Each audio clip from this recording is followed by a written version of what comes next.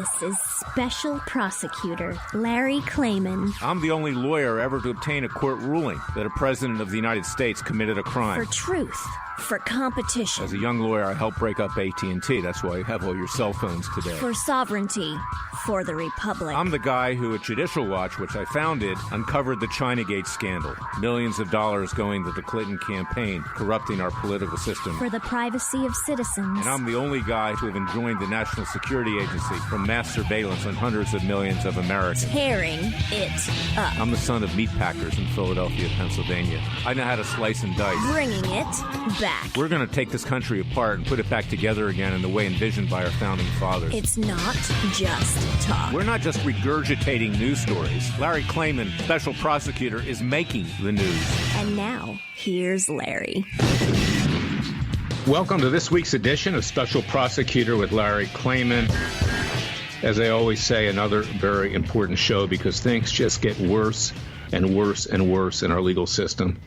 You know, look forward to today because tomorrow will be even worse. I remember somebody once said that my father-in-law is a member of the Optimist Club. I think he may be getting less optimistic these days. He's actually a high member of that.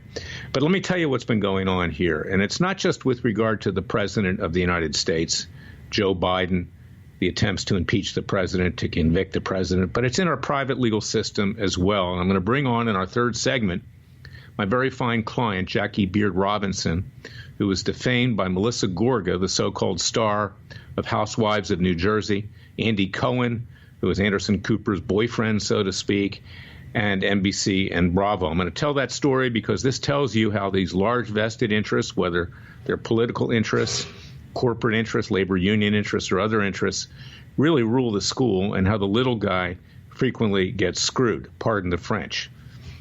I want to talk first about the President of the United States, who is really, it's closing in on him. There's high water right now. It reminds me of a James Bond movie, you know, in a water-filled chamber with only about 6 inches left, and the president is able to breathe with what's left in terms of the air. Because it's not just the Democrats, but it's his own establishment political party that is trying to stab him in the back right now.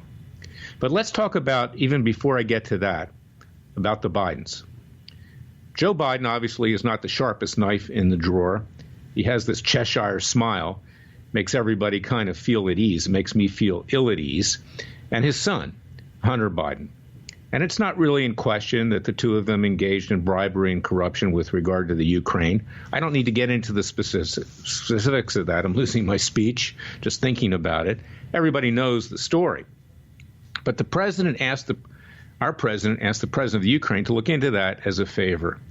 Now, that was not a smart thing to do, given the previous witch hunt over Russian collusion allegations. In fact, it was dumb. I mean, everybody does dumb things. I do dumb things. The president sometimes does dumb things because he handed it to the Democrats. But it wasn't a crime, and it's not impeachable. And the reason the poor guy wanted to do it is because he has a worthless Justice Department that is infested by the Democrat deep state. And even his current Attorney General, Bill Barr, is little better than the last one, Jeffrey Beauregard Sessions, who went back to Alabama in disgrace. I love Alabama, by the way, but Sessions obviously is not my cup of tea at this point in time. So we're in a situation right now where the waters are rising, where the Democrats are ready to vote out articles of impeachment, which will then send everything over to the U.S. Senate. In the U.S. Senate, you have these never-Trumpers like Mitt Romney, who are stabbing him in the back, who, frankly, the establishment always wanted the president gone. They'd be happy to see him impeached and convicted in reality. Then one of their own could run, whether it's somebody like Romney or somebody like Lindsey Graham or any of the other, Marco Rubio, any of the other miscreants in the Senate, the two-faced twits that are in the Senate. So this is the danger that we face today. And this is why your Freedom Watch is at the forefront of taking action, as I say every week. Because, you know, I'm very proud of having started Judicial Watch. But when I started Judicial Watch, having conceived of it in 1994, it wasn't meant just to be an organization that collects documents, to hang on the wall, to boast on Fox News. It was an organization that was thought to be the People's Justice Department, bringing hard-hitting cases, real cases, where you have real clients that have an issue that can go against the government and bring about justice. So it was on this radio network 2 weeks ago, because Judicial Watch doesn't do these things. Freedom Watch does what Judicial Watch used to do when I ran it. I said that we were going to commission a citizens grand jury to indict Joe Biden and Hunter Biden, his half-wit son, for bribery and corruption in the Ukraine. Because you know that our Justice Department's not going to do that. The Attorney General, Bill Barr, has taken a dive twice in the last several weeks against James Comey, after the Inspector General, an Obama appointee, recommended his criminal prosecution. And also, where is the indictment with Andrew McCabe? And that's not going to happen either. If it does, it'll be so, half you-know-whatted that it won't amount to anything, particularly before a D.C. jury. They haven't even interviewed Carter Page. There's been stories out there they haven't interviewed anybody in the Russian collusion scandal. They're so-called conducting a counter-investigation of the lead-up to the Russian witch hunt. Well, where are they? They're reportedly off in Italy. Probably the Attorney General went because he wanted a better cup of cappuccino. The government could pay for a nice trip to Italy. Who wouldn't want to go to Italy?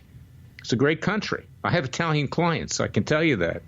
And I used to be married to an Italian. So this is a complete whitewash of what's going on. And at the same time, the president's getting lynched. And what also happened this week is that the president's lawyer, Rudy Giuliani, who frequently comes on Hannity or other shows after having had a few martinis, revealing attorney-client information, by pure luck, the president wasn't indicted over the Russian collusion investigation, and Giuliani was riding high, doing high fives. Gee, I'm the savior here. Jay Sekulow, too, his colleague. But then he stuck his foot in it because he went over to the Ukraine. He's apparently done some things, which is giving the Democrats an excuse to even up the ante with regard to impeachment. Not that what he did was illegal, but the way he did it, was dumb. And now 2 of his associates have been indicted, you guessed it, by the Trump Justice Department, because Trump isn't in charge of his Justice Department. Neither is Attorney General Barr. It's this deep Democrat state that wants to destroy the president. So Giuliani's no longer Trump's lawyer. That was reported yesterday by John Gizzi of Newsmax, who's an old-time hand in Washington. I'm sure it'll be out more in the next few days. Couple that with the fact that never Trumpers in the Senate, like Mitt Romney, and never Trumpers outside of the Senate, like George Conway, the so-called husband of Kellyanne Conway, the White House counselor, is now calling for the quick impeachment of the president. And if you can really believe this, and this tells you something about Washington, D.C., George Conway is calling that all of the president's advisors be fired. That would include his wife. She's one of the top advisors, Kellyanne Conway. Now, I like Kellyanne. I think she's a nice person. I think she supports the president. But it's time for her to come clean on her relationship with George Conway. This is a security risk. If she's living with this guy who was shown the door, he wanted to be Solicitor General in a Trump Justice Department. Trump said, no, I'm not making you Solicitor General, just like he said to Andrew Napolitano, another never Trumper on Fox News and on Newsmax, that you're not going to be a Supreme Court justice. How can she, with any straight face, continue to be married to this guy? I mean, he's not even her equal in terms of looks. Not that that matters, but I mean, the guy's just pure ugly. I mean, and fat, and nothing against fat people. Believe me, I've been fat myself from time to time. So this is the problem that we have in Washington, D.C. You remember Mary Matlin and James Carville during the Clinton years? Mary Matlin, a big supporter of the president, of the Republican Party, and Carville, Bill Clinton's advisor, who actually played a role in committing a crime, which I got a finding that Clinton committed a crime in releasing the Privacy Act protected files of a woman that Clinton had harassed in the Oval Office, Kathleen Willey. The unreality, for lack of a better word, of that relationship. Well, look at Kellyanne Conway and George Conway. This is Washington. I mean, there's no such thing as truth. There's no such thing as doing what's right. There's no such thing as integrity. How can you be married to this guy and work for the president? You can't. So I hope that she's no longer living with him. Maybe they've gotten divorced or are separated, but this is a security risk. You say anything to your so-called husband, George Conway, is going to be used against the president. We should demand an explanation from Kellyanne as to what is going on here, because it's reached critical mass, because Conway along with other Bush Republicans, establishment Republicans, released a large op-ed calling for the president to be impeached and convicted. And then, of course, you have Bill Barr, who Hannity claims is conducting an investigation. Well, Hannity makes those claims because he wants people to listen. He wants to give them hope. But you know what? It's false hope. It's lying hope. That's why I have a problem with Hannity, because 90% of the time he's full of BS. I can't listen to him anymore. I turn it off and I watch the Golf Channel, where at least there's some reality. But Barr, what is he doing? Again, they haven't interviewed anybody, and no action has been taken. And to the extent that any report comes out of his investigation of the witch hunt that led up to Russia and everything else, or the Bidens, won't happen until after the election. So this is where we are today. And this is why you need Larry Klayman and you need a Freedom Watch, both in my public interest capacity and my private capacity. You need fearless lawyering. You need patriots. You need people that actually believe in something, who aren't slithering around Washington, D.C., trying to enrich themselves, and who call a spade, for lack of a better word.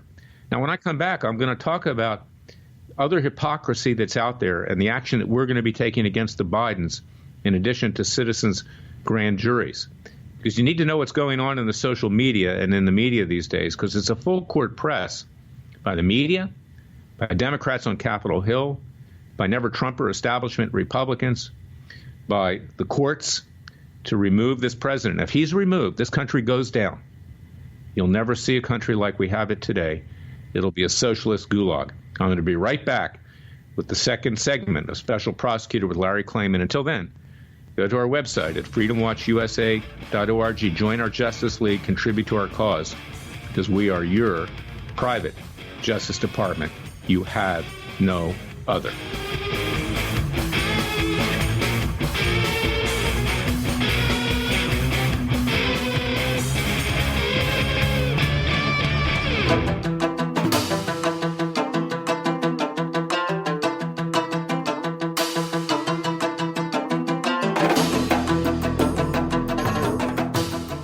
Fearless. This Klayman, he's crazy, he's racist, he's out to kill the Democrats. Dangerous. You don't care, he uses the court and the law. Lethal. This is bad. Special Prosecutor Very bad.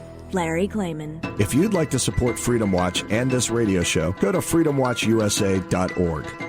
Let me tell you about what happened just in the last week with regard to my statements on this radio show, that I was going to recommission a citizens' grand jury and have the Bidens indicted, because no one else will do it. The Justice Department won't do it. They can't even indict Comey. How are they going to indict the Bidens? It's not going to happen. So when I made that announcement, and I said that we are actually going to go for the legal jugular, so to speak, figuratively speaking, of the Bidens, because there needs to be justice here. There needs to be pushback. There needs to be the rule of law and the Constitution restored.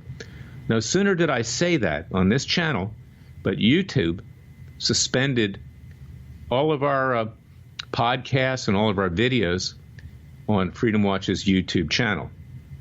I got a notice that I engaged in hate speech.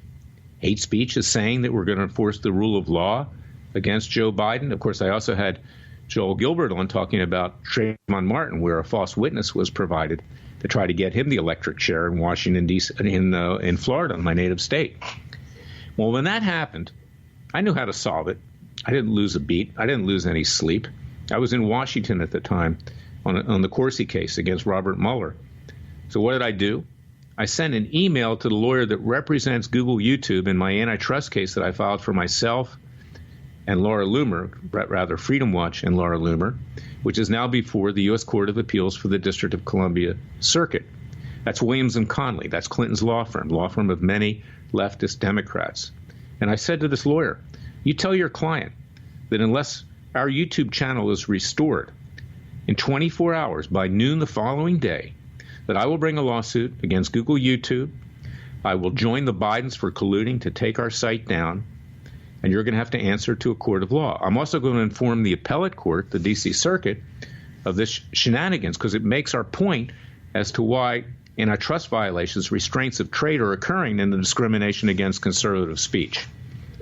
Well, of course, our channel was restored. Now, they used as an excuse what Joel said about Trayvon Martin. Joel didn't say anything that was hateful. He simply was talking about how a false witness tried to get George Zimmerman convicted and either given life imprisonment or the death penalty. But it's clear now, and it came out this week, that in fact I was right, that the Biden campaign and the Bidens themselves have been interfering with social media and with major media publications. Because earlier this week, Peter Schweitzer, who revealed the Ukraine scandal with the Bidens, wrote an editorial that was published in the New York Times. And it was the Biden campaign, a high-level official, that called the New York Times livid, demanding that it be taken down. And it was also published, and you can go Google it and find out, in many other publications that the Biden campaign and the Bidens have been intervening elsewhere to keep negative tweets by President Trump and others out of the media with regard to the Bidens' corruption. So you can count on this. I will be bringing a lawsuit, and I hope that the Bidens are listening. And Google-YouTube, you can listen to. I'm not bringing it against you because I told your lawyer I wouldn't do it if you restored us. But I'll tell you something. One false move in the future, and you're going to be joined too, but we'll be suing the Bidens for tortiously interfering with Google-YouTube. Because you know what? We actually get contributions off of what we do every week. When people see what we do, they like what they do, and they contribute. And we advertise on this show. So there is economic harm there. So Hunter and Joe Biden, you can count on being sued within the next week. And we're going to be commissioning our citizens' grand juries in the next few weeks, too. And we will be indicting you for your crimes in the Ukraine. I'm going to ask Peter Schweitzer to appear at that citizens' grand jury to offer testimony on what he knows. So, see, it's a full court press. Now, you're going to be listening shortly to Jackie Beard Robinson. She's going to tell you the injustice, and I will add to it, that was perpetrated against her, a private citizen, by our compromised and corrupt legal system. And it's not compromised and corrupt across the board, but there's enough of the corruption out there that keeps the little guy from getting justice. And it's not just the political elite in Washington, D.C., but it's the large corporations, the large labor unions.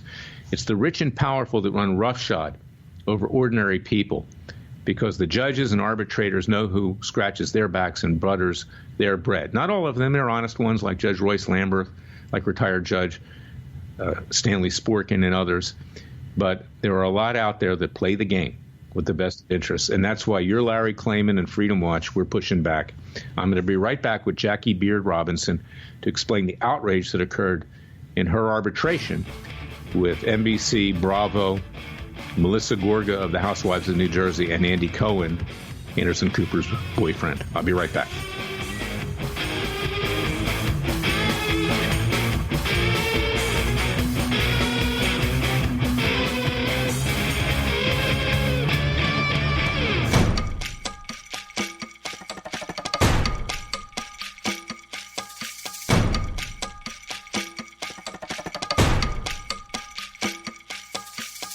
And now, 4 words that make corrupt politicians make wee-wee in their little pants. Transparency and the rule of law will be the touchstones of this presidency. But we have to pass the bill so that you can find out what is in it. Special Prosecutor Larry Klayman. Be the one who makes our country great again. Go to freedomwatchusa.org and donate.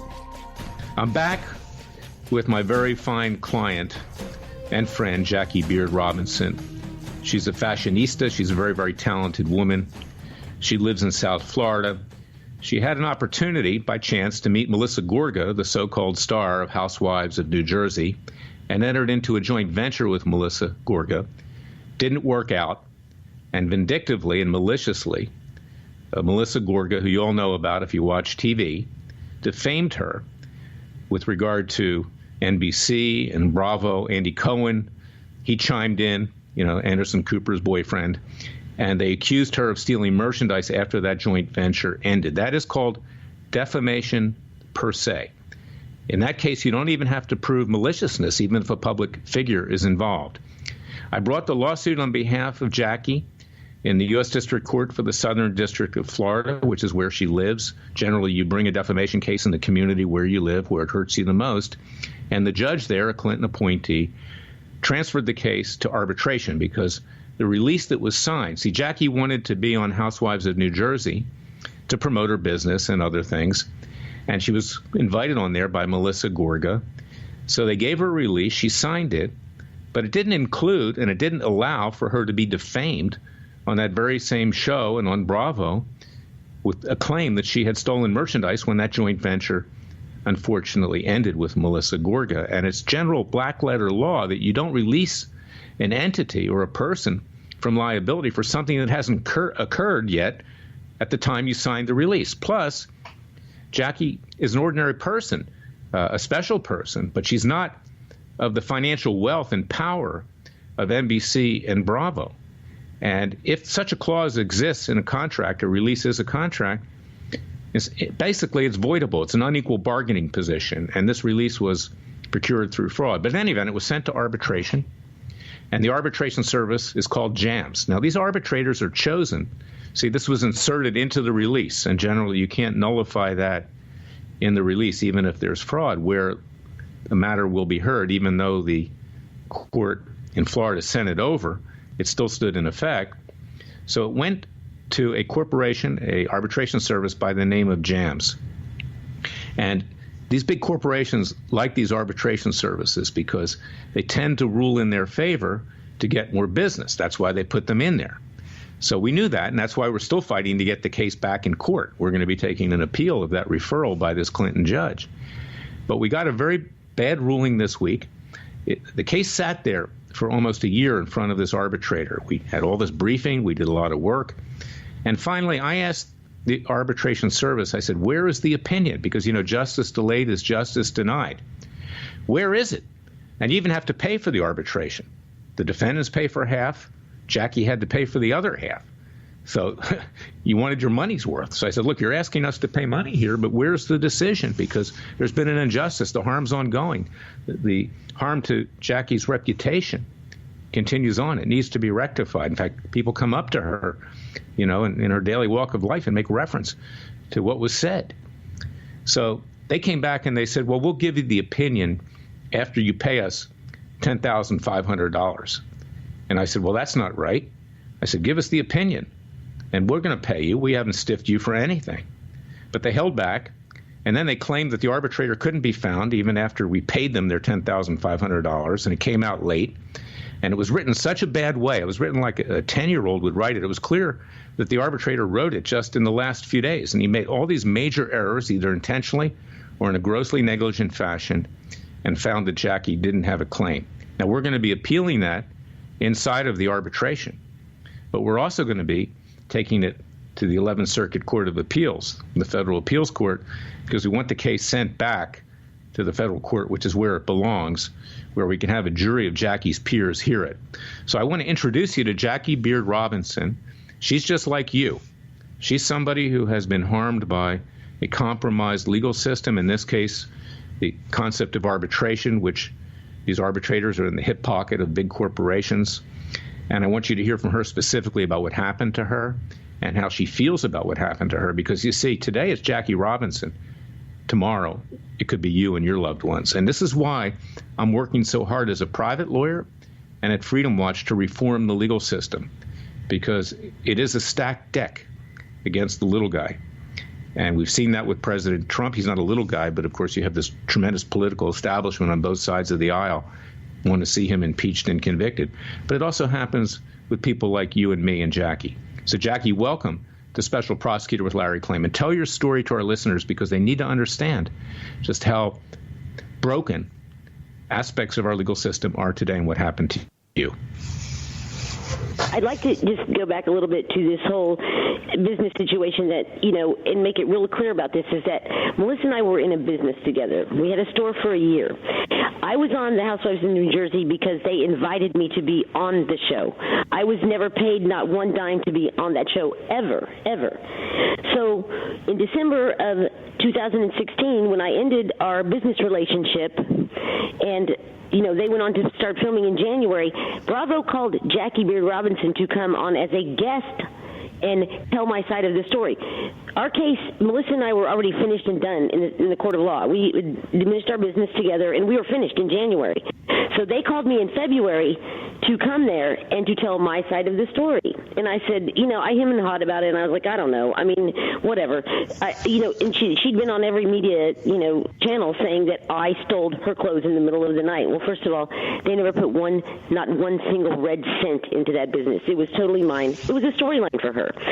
So when they called me in February, after our business was already finished, done, we ended the whole legal matter. In January, they called me to come in February. So I went there, and all I said was my lawyers at that point in time said, just say that you did not steal your clothes in the middle of the night. So that's all I said. And so, they didn't get enough out of that. They had me sign this contract, blah, blah, blah, that I usually sign when I go on to film. And basically the contract that I always sign says that anything that happens here today can be used on television. You can't, it's for the day. Okay, that's not a retroactive contract. That doesn't mean they can go back to January and February and the last year when I filmed, when they asked me to, that I even paid a dime for because I was just a guest on their show. This is February. And we ended our case in January, and my husband had written them a letter legally to say that if you defame me on national television, because you have on every media outlet, the newspapers, magazines, that we will sue you and we will seek legal damages. So, having said that, they invited me to come in February. My case with Melissa Gorga was closed and done. Okay? That's legally over with. So I went there to say I did not steal my own clothes because I didn't think that she would ever go on national television and say I stole her clothes in the middle of the night when she didn't put one red cent into it. It was a storyline for her. Clear, plain and simple, that's all it's ever been. Well, I didn't mean to say that you went on to promote. What I was basically trying to say is that you went on to restore your reputation because obviously Correct. You're doing business, and if people think that you're a crook, you can't do business. And right. That's exactly I didn't go into myself or my business at all because I didn't even want to be on the show. I was always asked to be on the show, and I was never paid to be on the show. So I clearly went on there for one reason only. I did not want my reputation to be so trash that everyone thinks that I went on there for publicity. I went on there one time, and I wasn't even put on TV. They didn't even air the episode that I went there for. So they didn't even air it. So I signed a contract that said I would take it to arbitration that day forward, is what I understand. And they didn't even air the episode. So I don't see why that contract could ever be valid at all.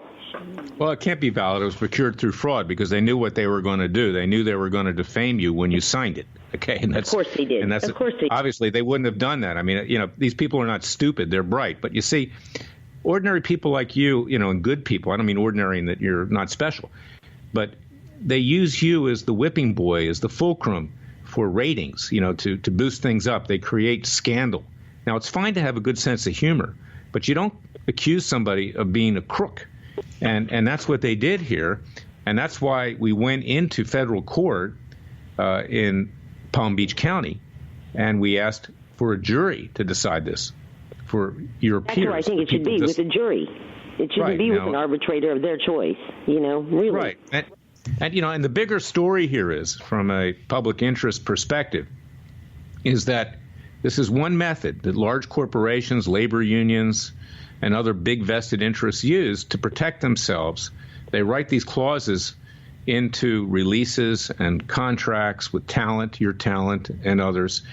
And they think that because they send it to these arbitration services, they're going to get a favorable decision, and they usually do, because the fact that they're getting favorable decisions brings more business to companies like JAMS. Now, I have requested that the arbitrator keep all of his communications with the arbitration service, JAMS. I'm prepared, with your permission, to sue JAMS if this thing isn't straightened out, because the decision, I want your take on this, looked like it was written by a 10-year-old in about 10 minutes. And this was after a year, after tens of thousands of dollars were paid for a legitimate decision by both sides. Give us your thoughts on what you read. I mean, to me, it's unbelievable. It's unbelievable. 18 pages double-spaced, 9 pages typed. He's had that case for 9 months. He completely forgot that he had the case. When he said back in February, I'll rule next month on it, and you guys said, okay, that's March. You guys go to May, and you put in another motion to enter something in that was very important. And then October, finally, we had to remind him once again that, is he going to make a decision? Because I see on this JAMS, when you can appeal it, it takes 3 weeks. It took this guy 9 months to even figure out he had our case. I swear to God, he didn't even remember. Well, what made matters worse. He remembered your what you talked about when you first talked to him in February, there's no way he could have remembered any of that when he gave his decision in October. No, and he obviously didn't. I mean, it's so clearly wrong, and I'm going to put it up on my private website, LarryKlayman.com, because I'm representing you in my private capacity. But it does have a public interest aspect to it, because this is the way ordinary people, you and me, ordinary folk, are treated frequently in our legal system. And it's an outrage. But what really was an outrage is that when I inquired as to why there was no decision coming out, and the last thing I filed was a New York case which incorporated a statute in California into that case as precedent of the Second Circuit Court of Appeals, a very prestigious circuit, which said that you can't release someone for something that hasn't happened yet. But the arbitrator writes, oh, you didn't really cite any New York law. We had lots of New York cases in there. It's clear you didn't even look at anything. And then if you go back at the time in the last few weeks that I said, when are we going to get a decision? Justice delayed is justice denied. That's what I implied. They said, well, you pay us $10,500 and then we'll give you a decision. I said, give us the decision. Give us a decision now. We're not going to stiff you. I mean, but really? They knew that this thing was fixed, and they wanted to get the payment before they issued this ridiculous and flawed decision. It was a fraud upon a fraud in many ways. So we've got rights here. We're going to be taking an appeal of the ruling by the judge in Palm Beach to send it to arbitration. We're going to be appealing inside of the arbitration service. We're going to be asking for a new arbitrator. We're going to be putting them on notice that if they don't play it straight, that they're going to be sued for what went on. I've asked them to retain all the documentation between the arbitration service jams and the arbitrator. You can imagine what it says. They're going to freak out if that has to be produced. But in a much smaller way, it's exactly what's happening with regard to a lot of things that are in the news these days. The fact that the rule of law is no longer in existence. Our Constitution isn't followed. You were denied due process of law and equal protection. And you deserve as much rights as big mega corporations that are worth trillions of dollars. But it's not the way it works. So I want to thank you, Jackie, for being such a brave person. Maybe that's why you're on Bravo. We'll call it Bravo. But thank you, Larry, so much. Braveheart. And it's been great. Good talking to you today. Yeah, we're going to win this case in the end. I can assure you that. But it's going to be a long and hard battle, and we cannot let it go because justice cannot be denied. I'm going to be right back with the verdict section of Special Prosecutor with Larry Klayman. Until then, go to our website at freedomwatchusa.org and go to ClivenBundyDefenseFund.org and CorseyDefenseFund.com and support our various cases. Jackie, thank you, and God bless you and your family. Thank you, Larry. Talk to you soon.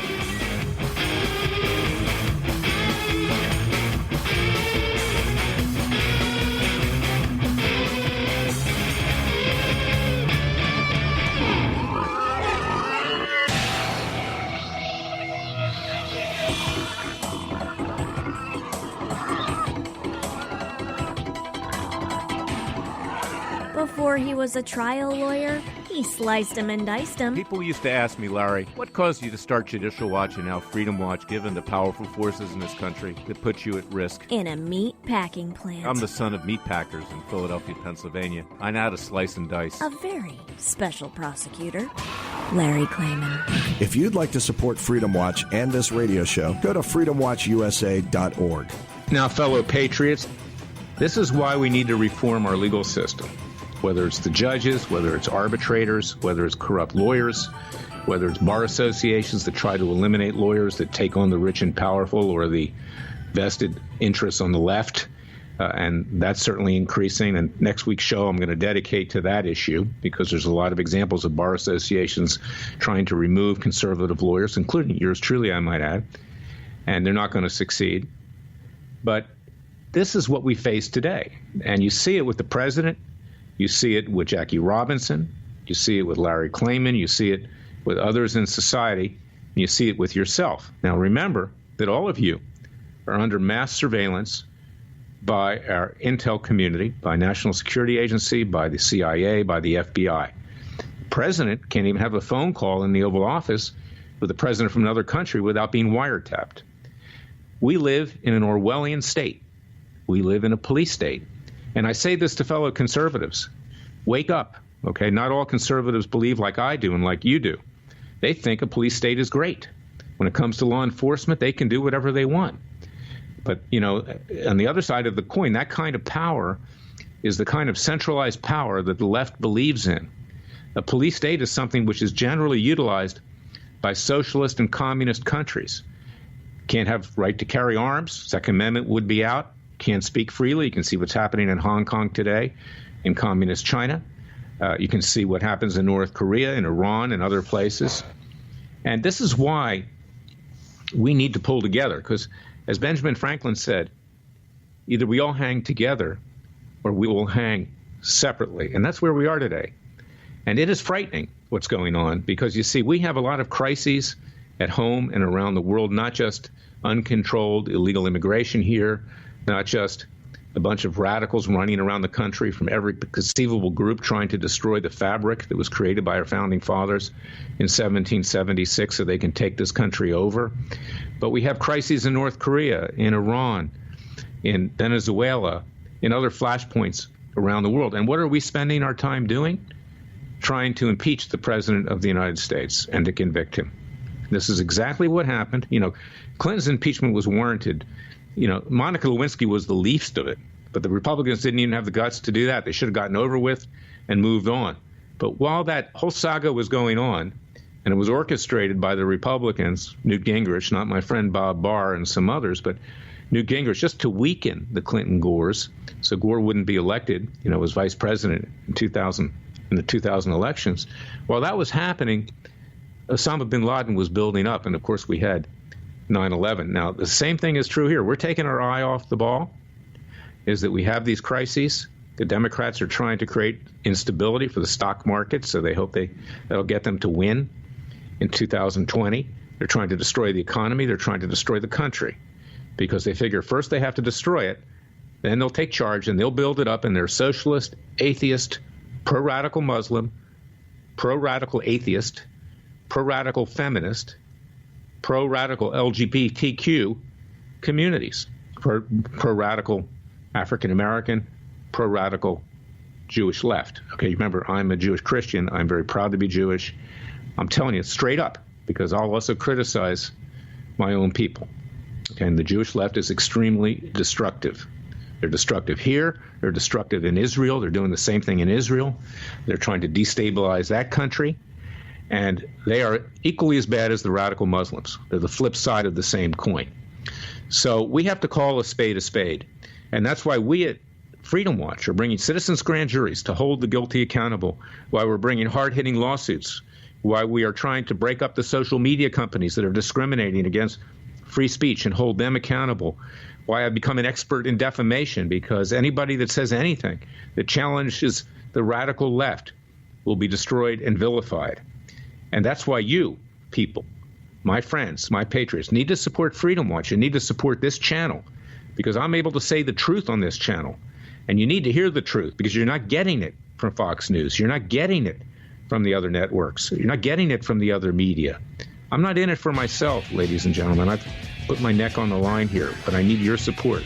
So go to freedomwatchusa.org. Donate to our cause.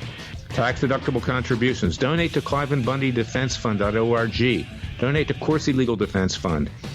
And I want to thank you for being the loyal listeners and patriots and supporters that you are. I'll be right back next week with another edition of Special Prosecutor with Larry Klayman. Until then, God bless you and your family, and God bless America.